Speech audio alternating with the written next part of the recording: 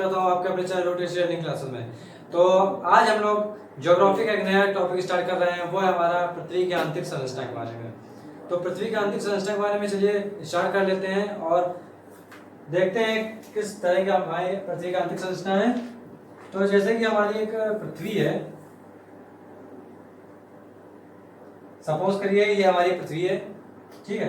तो इसके अंदर जैसे जब हम जाएंगे, सपोज करिए हम लोग कोई ड्रिल करते हैं और पृथ्वी के अंदर जाने की कोशिश करते हैं, तो जब हम पृथ्वी के अंदर जाएंगे तो यहाँ पे डेंसिटी जो होगी हमारी, घनत्व यानी कि डेंसिटी होगी हमारी बढ़ेगी। भाई ऑब्वियस सी बात है, डेंसिटी हमारी बढ़ेगी और डेंसिटी बढ़ेगी तो डेंसिटी जो होती है वो डायरेक्टली प्रोपोर्शनल होती है हमारे किसके, प्रेशर के, ठीक है। तो प्रेशर भी बढ़ेगा और प्रेशर बढ़ेगा तो यानी कि हमारा टेम्परेचर भी बढ़ेगा, ऊपर जाएगा, ठीक है। या ये कहा जाए कि जो हमारी डेंसिटी होती है डायरेक्टली प्रोपोर्शनल होती है हमारे प्रेशर के, ठीक, और प्रेशर जो होता है डायरेक्टली प्रोपोर्शनल होता है हमारा टेम्परेचर के। ये दोनों चीजें आप अच्छे से याद रख लीजिए, ठीक है, क्योंकि अभी ये आगे काम करेगा, ठीक। तो चलिए पृथ्वी का अगर हम लोग एक ऐसे करके हिस्सा काट लेते हैं, इतना हिस्सा अलग करके निकालते हैं, तो चलिए बताता हूँ मैं आपको किस प्रकार से पृथ्वी के स्ट्रक्चर बना हुआ है। तो स्टार्ट करते हैं।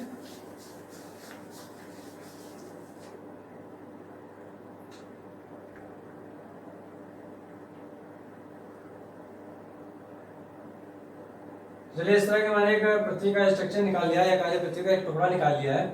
ये हमारी लैंड है, मतलब जमीन है हमारी, जिस पर हम लोग जैसे रहते हैं, ठीक। और उसके बाद 1 और 2, ठीक। ये जो हमारी ये पृथ्वी की जो आंतरिक संरचना है, अब कुछ सुन लीजिए। जैसे पृथ्वी की जो हमारी आंतरिक संरचना है वो ऑस्ट्रिया के एक भूवैज्ञानिक थे जिनका नाम था स्वेस। क्या नाम था उनका? स्वेस नाम था। उन्होंने पृथ्वी के आंतरिक भाग को 3 भागों में बांटा है। पहला है हमारा क्रस्ट, दूसरा हमारा मेंटल, तीसरा हमारा क्रोड कह लें या कोर कह लें, पृथ्वी का एक ही चीज है, ठीक। तो हमारे यहाँ से हमने क्या पढ़ा कि जो हमारे ऑस्ट्रेलिया के एक भूवैज्ञानिक थे स्वेस, उन्होंने पृथ्वी के आंतरिक भाग को 3 भागों में डिवाइड किया है, ठीक। यहाँ पे समझ में आया आपको? तो अब बात करते हैं, एक एक करके बात करते हैं। पहले बात करेंगे क्रस्ट की, फिर मेंटल की और फिर कोर की, ठीक। तो स्टार्ट करते हैं पहले क्रस्ट से। तो क्रस्ट के बारे में जानते हैं। नंबर 1 क्रस्ट, ठीक। देखिए जो हमारी क्रस्ट होती है, तो यानी कि क्रस्ट को अगर हिंदी में बताएं तो हिंदी में इसको बोलते हैं भूपर्पटी, ठीक। और जो हमारा क्रस्ट होता है, इसकी जो मोटाई होती है, ये जो मोटाई होती है इसकी, ये हमारी महासागर में और महाद्वीप में अलग अलग होती है। यानी कि भाई देखो, जहाँ पे महासागर होगा वहाँ पे क्रस्ट की मोटाई जो होगी वो कम होगी, और जो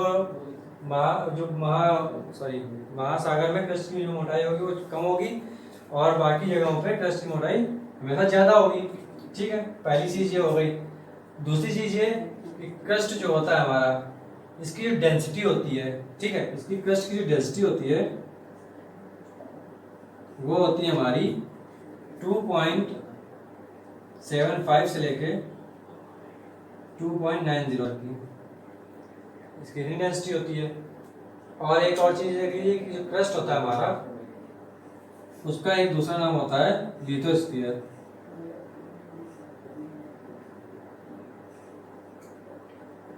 लिथोस्फीयर होता है क्रस्ट की, हम लोग लिथोस्फीयर को बोलते हैं, ठीक।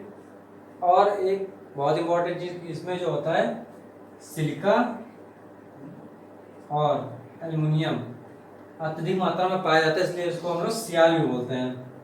क्या बोलते हैं इसको? सियाल या फिर सियाल, ठीक। इसको सियाल भी बोलते हैं, नाम से जाना जाता है। तो क्रस्ट हम लोगों ने देख लिया कि क्रस्ट क्या होता है। अगली बात करते हैं हम लोग मेंटल की। तो मेंटल देख लेते हैं।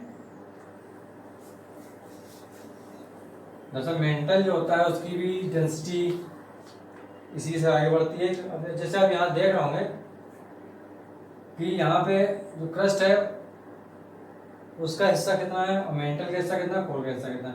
तो वही चीज़ है कि जो मेंटल है हमारा वो सबसे ज़्यादा हिस्सा होता है उसका, जो हमारा पृथ्वी का जो पूरा अंतरिक्ष स्ट्रक्चर है उसमें सबसे ज़्यादा हिस्सा जो होता है वो मेंटल का ही होता है। चलिए बात करते हैं हम लोग मेंटल के बारे में, ठीक है। तो मेंटल जो होता है हमारा वो हमारे पृथ्वी में सबसे अधिक हिस्सा के लेता है। ये लगभग आपका 83 से लेके 91% तक लगभग होता है, कुछ ऐसा ही, ठीक है। हमारे न जाइएगा, लगभग कुछ ऐसा ही होता है, वो पूछा नहीं जाता कितना होता है। तो अब आगे देख लेते हैं। तो जो हमारा मेंटल होता है इसकी अगर हम लोग डेंसिटी की बात करें तो इसकी जो डेंसिटी होती है वो हमारी होती है 2.90 से लेके 4.75 तक की होती है हमारी डेंसिटी, ठीक है। यानी कि क्योंकि हम लोग पृथ्वी के कोर तक जा रहे हैं तो हमारी डेंसिटी बढ़ेगी, डेंसिटी बढ़ेगी तो प्रेशर बढ़ेगा, प्रेशर बढ़ेगा तो टेम्परेचर बढ़ेगा, ठीक है। तो ये हो गई हमारी इसकी डेंसिटी। इसका दूसरा नाम देखते हैं, इसको हम लोग बोलते हैं पायरोस्फीयर के नाम से भी जानते हैं इसको, पायरोस्फीयर के नाम से भी जानते हैं। और इसमें हम पाया जाता है सिलिकॉन और मैग्नीशियम, ठीक। अब आप सोच रहे हो कि ये मैंने एमए क्यों लिखा मैग्नीशियम का, दरअसल इसमें मैग्नीशियम का सिंबल हम नहीं बना रहे हैं, इसमें मैग्नीशियम का स्पेलिंग लिखी जा रही है, ठीक है, मैग्नीशियम की। तो एमए मैग्नीशियम रिप्रेजेंट कर रहा है, ठीक, क्योंकि केमिस्ट्री नहीं चल रही है, ज्योग्राफी चल रही है। तो इसको हम लोग सीमा भी बोलते हैं, यानी कि सीमा, सीमा बोल रहे हैं, ठीक। तो इसका क्या क्या नाम हो गया, सीमा नाम हो गया, पायरोस्फीयर बोलते हैं, और इसकी डेंसिटी आ जाएगा 2.90 से 4.75 तक की होती है, ठीक। अब हम लोग चलते हैं पृथ्वी के कोर में, यानी कि और अंदर जाते हैं। तो पृथ्वी के कोर में अगर जाते हैं हम लोग तो उसको भी देख लेते हैं जरा क्या होता है उसका। बात करते हैं पृथ्वी के कोर की, या कोर बोल लें या कोर बोल लें, एक ही चीज होती है, ठीक। इसकी जो डेंसिटी होती है हमारी वो कितनी होती है, देखिए कोर में दरअसल सबसे अधिक मात्रा में जब पृथ्वी के अंदर जाएंगे तो मैग्मा होता है, क्योंकि पृथ्वी के अंदर जो होता है मैग्मा होता है। तो इसका जो डेंसिटी होती है वो सबसे अधिक होती है, वो होती है 11 से लेके 13 तक की डेंसिटी होती है इसकी। दूसरी चीज देखते हैं, इसका जो नाम होता है दूसरा, इसका दूसरा नाम होता है बैरोस्फीयर। बैरोस्फीयर बोले बैरिस्फीयर बोले, एक ही चीज है, बैरोस्फीयर होता है, बैरिस्फीयर लिख दिया, बैरिस्फीयर, ठीक। और ये जो पृथ्वी का कोर होता है इसमें सबसे ज्यादा मात्रा में निकेल और आयरन यानी कि Fe ये पाया जाता है, तो इसको बोलते हैं निफे, निफे चट्टानें होती हैं, निफे बोलते हैं, ठीक। तो हम लोगों ने देख लिया सियार होता है, सीमा होता है, निफे होता है। तो पृथ्वी का आंतरिक स्ट्रक्चर तो हम लोग समझ लिया। अब आप लोग एक चीज और समझ लीजिए कि अभी तक कोई भी भूवैज्ञानिक हो या कोई भी इंसान या पृथ्वी का जो सबसे बड़ा क्या कहा जाता है ज्वालामुखी के हिसाब से देखा जाता है कि आखिर कितने गहरी है, कहाँ तक की आती है। लेकिन जो ज्वालामुखी हमारे वो भी पृथ्वी की गहराई में ज़्यादा से ज़्यादा 60 किलोमीटर तक का दिखाते हैं, ठीक है, 60 किलोमीटर तक की डिस्टेंस को क्लियर करते हैं ये जो हमारे ज्वालामुखी होते हैं पृथ्वी के आंतरिक भाग में। दूसरी चीज़ देखिए, जो मानव द्वारा निर्मित सबसे गहरा जो ड्रिल किया गया है, जो मानव द्वारा निर्मित यानी कि कहा जाए ह्यूमन जो ड्रिल है सबसे ज़्यादा किया गया मैक्सिमम 12 किलोमीटर का, और ये किया कहाँ पे गया है, ये किया गया हमारा आर्कटिक के पोला क्षेत्र में, आर्कटिक जो महासागर हमारा उसके पोला क्षेत्र में किया गया है, ठीक। आगे कर देते हैं तो आप कंफ्यूज हो जाएंगे।